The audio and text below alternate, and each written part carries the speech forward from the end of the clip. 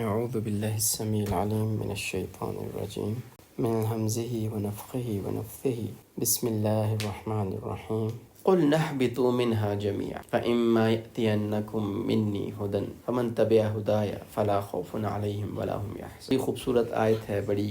جامع آیت ہے، ایمان والوں کے لیے بڑی ایک پرسکون کر دینے والی آیت ہے۔ قلنا، قل کہا، نہ ہم نے، یعنی ہم نے فرمایا، اللہ فرماتے ہیں ہم نے فرمایا، اہبطو نیچے اترو تم، من سے، ہا اس سے نیچے اترو۔ یہ دوسری مرتبہ آ رہا ہے، آیت نمبر 36 کے اندر بھی آیا تھا اور یہ دوبارہ آ رہا ہے۔ پھر اس پہ بات کرتے ہیں کہ اس کا دوبارہ سے کیا مراد۔ جمیعاً سب کے سب، سارے، فَإِمَّا پھر، اما جو، پس جو، یأتین مینز آئے، کم تمہارے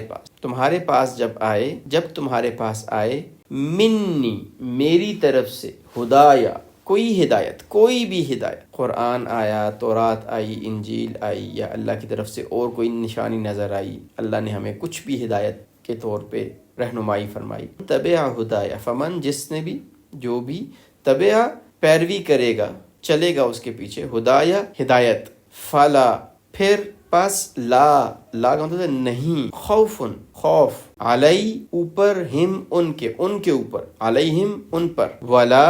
اور نہ، ہم وہ، یحزنون غمگین ہو، کہ اللہ نے فرمایا کہ اب اتر جاؤ یہاں سے سارے کے سارے، زمین پہ چلے جاؤ، اور میری طرف سے جس کے پاس جو بھی ہدایت آئے، تو جو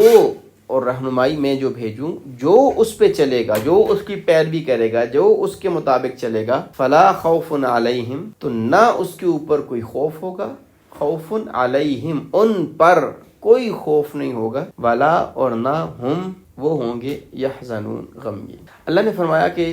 اتر جاؤ، تو کچھ مفسرین نے فرمایا کہ پہلے بھی فرمایا، پھر دوبارہ بیچ میں ایک آیت کا گیپ آیا اور پھر فرمایا۔ تو اس کی مثال یوں سمجھ لیں کہ یہ دوبارہ نہیں کہا گیا، دو بار نہیں کہا جا رہا، بلکہ وہی تسلسل دوبارہ سے دیا گیا۔ جس طرح ہم آج کل تو آسان ہو گیا ہے، ہم کوئی مووی دیکھتے ہیں یا ڈرامہ دیکھتے ہیں نا، تو وہاں پہ ایک جگہ پہ سین کو روک کے تو پیچھے کہیں لے جاتے ہیں یا آگے کہیں لے جاتے ہیں اور پھر مڑ کے اسی جگہ آ جاتے ہیں۔ یا کوئی ناول ہوتا ہے، اس میں ایک جگہ پہ جا کے بات روکی جاتی ہے، آگے کوئی اور بات کی جاتی ہے اور پھر وہیں سے سٹارٹ کر دیا جاتا ہے۔ یہ درمیان میں یہ ٹکڑا آ گیا تھا، اور وہ ٹکڑا کیا تھا کہ اللہ نے جب انہیں کہا نا کہ اتر جائیں آپ، تو انہیں کہا نہیں یا اللہ پہلے آپ راضی ہوں گے پھر، تو اللہ نے کہا اتر جائیں، اور آپ دونوں ایک دوسرے کے دشمن ہیں، شیطان بھی اور آپ ایک دوسرے کے دشمن ہیں۔ انہوں نے کہا یا اللہ پہلے مجھے اپنی کلمات دیجئے، پہلے میرے بخشش کیجئے، پہلے مجھ سے راضی ہوئیے، پہلے مجھے معاف کیجئے۔ تو اللہ نے درمیان میں لایا کہ ایسا نہیں ہو کہ اللہ نے اتار دیا اور اس کے بعد وہ بھٹکتے رہے، نہیں، اللہ نے ان کو کلمات سکھائے اور انہوں نے اللہ کی طرف رجوع کیا، اور اللہ فتاب علیہ، اللہ ان پہ متوجہ، اور پھر آگے سے وہی ٹکڑا، وہی جو طرز کلام تھا، تسلسل تھا کلام کا، وہ سٹارٹ ہوا، قل نہبطوا منہا جمیعا، اتر جاؤ تم سارے کے سارے۔ اور آدم علیہ السلام کو فرمایا کہ آپ نے پریشان نہیں، پیچھے اللہ نے فرمایا تھا نا وَقُلْ نَهْبِطُوا بَعْضُكُمْ لِبَعْضٍ عَدُوٌّ، آپ اترو اور بعض آپ میں سے بعض کے دشمن ہیں۔ اب دیکھیں دشمن دو کام کرتے، دشمن سے ہمیں خوف ہوتا ہے نہیں ہوتا، یار یہ ہمیں کوئی نقصان نہ پہنچا دے، ہمارے خلاف کوئی ایکشن نہ کر دے اور کوئی اس طرح کام نہ کرے۔ دشمن جس سے ہوتا ہے نا، دوست سے کبھی خوف ہوتا ہے؟ دوست سے خوف نہیں ہوتا، دوست پہ امید ہوتی ہے۔ اب اللہ نے فرمایا کہ یہ شیطان تمہارا دشمن ہے، تو دشمن سے خوف ہوتا ہے کہ ہمارے خلاف کچھ نہ کر دے، اور اگر دشمن نے کوئی کاری ضرب پہنچائی ہے، کوئی ہمیں نقصان ہمارا کیا ہے، کچھ بھی کیا ہے، تو اس پہ کیا ہوتا ہے؟ اس پہ افسوس ہوتا ہے۔ تو سب سے پہلے تو اللہ اب آدم علیہ السلام کو اور ہمیں جو ہے وہ دلاسا دے رہے ہیں، تسلی دے رہے ہیں کہ فکر مت کرو، یہ دنیا میں آپ کو بھیجا گیا ہے، اور یہ دنیا میں بتایا بھی وَلَكُمْ فِي الْأَرْضِ مُسْتَقَرٌّ وَمَتَاعٌ إِلَىٰ حِينٍ، تم نے تھوڑے عرصے کے لیے لینا، پریشان نہیں ہونا، تمہیں نیچے تو بھیج رہا ہوں لیکن ہمیشہ کے لیے نہیں، ہمیشہ سے اپنی جنت سے نہیں نکال دیا، بلکہ تھوڑی دیر کے لیے، تھوڑے عرصے کے لیے آپ کو زمین پہ بھیجا ہے، اور زمین پہ تھوڑا عرصہ رہو، کھاؤ پیو، عیاشی کرو، فائدہ اٹھاؤ، جو نعمتیں میں نے یہاں پہ دی ہیں تمہیں ان سے فائدہ اٹھاؤ، اور پھر تم نے میری طرف لوٹ کر آنا ہے۔ تو اگر ہم کہیں یا اللہ نیچے تو آ گئے ہیں، ٹھیک ہے، نعمتیں بھی آپ نے دے دی ہیں، کچھ عرصے تک یہاں ہے، لیکن یہ جو دشمن ہے اس کا کیا کریں، اور یہ جو نقصان ہمیں پہنچاتا ہے اس کا کیا کریں؟ تو اللہ کیا فرما رہے ہیں، فَإِمَّا يَأْتِيَنَّكُم مِّنِّي هُدًى، کہ اگر جو بھی میری طرف سے تمہارے پاس ہدایت آئے، فَمَن تَبِعَ هُدَايَ، تو جس نے بھی اس ہدایت کی جو میں انسٹرکشنز دوں ان کی اگر پیروی آپ کرتے ہیں، فلا خوف علیہم ولا هم يحزنون، نہ اس کو کوئی ڈر پریشانی ہے، نہ اس کو شیطان کی طرف سے کوئی پریشانی ہے، کوئی خوف ہونا چاہیے کہ وہ اس کو بہکا دے گا اور اس کو نقصان پہنچائے گا، اور نہ ہی اس کو کوئی افسوس ہونا چاہیے۔ ایک تو اس معاملے میں اور دوسرا اس کا مطلب جو ہے وہ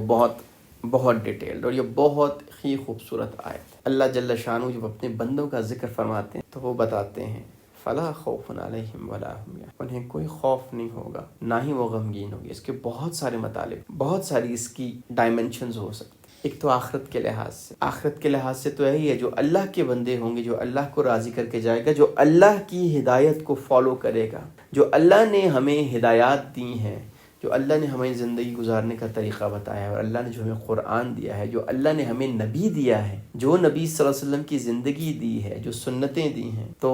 اللہ کیا فرما رہے ہیں؟ فمن تبع ہدایا، جو ان پہ عمل کرے گا، جو نبی صلی اللہ علیہ وسلم کی پیروی کرے گا، جو قرآن کی پیروی کرے گا، جو قرآن کو مانے گا، فلا خوف علیہم ولا هم يحزنون، شیطان سے اس کو کوئی خوف نہیں ہے، نہ ہی شیطان کا کوئی چیز اس کو دکھ پہنچا۔ فلا خوف علیہم ولا هم يحزنون، کہ اس کو آخرت میں کوئی خوف نہیں ہوگا، حشر کے میدان میں، پل صراط پہ، جنت میں پہنچنے تک اس کو کوئی خوف اور کوئی غم کوئی نہیں ہوگا۔ فلا خوف علیہم ولا هم يحزنون، اللہ اس کو ہمیشہ کی ابد الآباد کے لیے جنتوں میں داخل فرمائیں گے، تو وہاں پہ تو نہ کوئی خوف ہوگا، نہ کوئی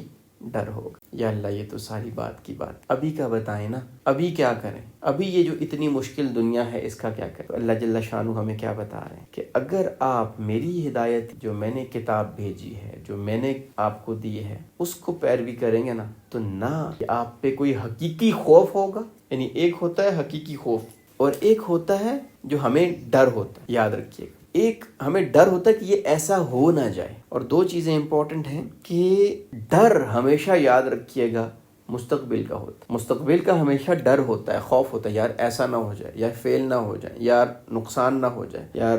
ایکسیڈنٹ نہ ہو جائے، یا کوئی بچہ بیمار نہ ہو جائے، ہمیں کچھ نہ ہو جائے، وٹ ایور۔ یہ ہمیشہ آنے والے وقت کا ہوتا ہے۔ اور صدمہ، یحزنون، غم جو ہوتا ہے نا، آنے والے وقت کبھی کسی کو غم ہے کہ یار پرسوں پتہ نہیں میرے ساتھ کیا ہوگا، اس کو خوف ہے۔ ہاں، ہمارے ساتھ جو ہو چکا ہے نا ماضی میں، اس پہ انسان غمگین ہوتا ہے، اس کو دکھ ہوتا ہے، اس کو افسوس ہوتا ہے۔ لیکن اللہ کی یہ اتنی بڑی نعمت ہے یہ قرآن، اور یہ دین اتنی بڑی نعمت ہے کہ اگر ہم اس پہ ہمیں یقین آ جائے، ہم اس پہ عمل شروع کر دیں، تو نہ ہماری زندگی میں خوف رہے گا، حقیقی خوف جو ہمیں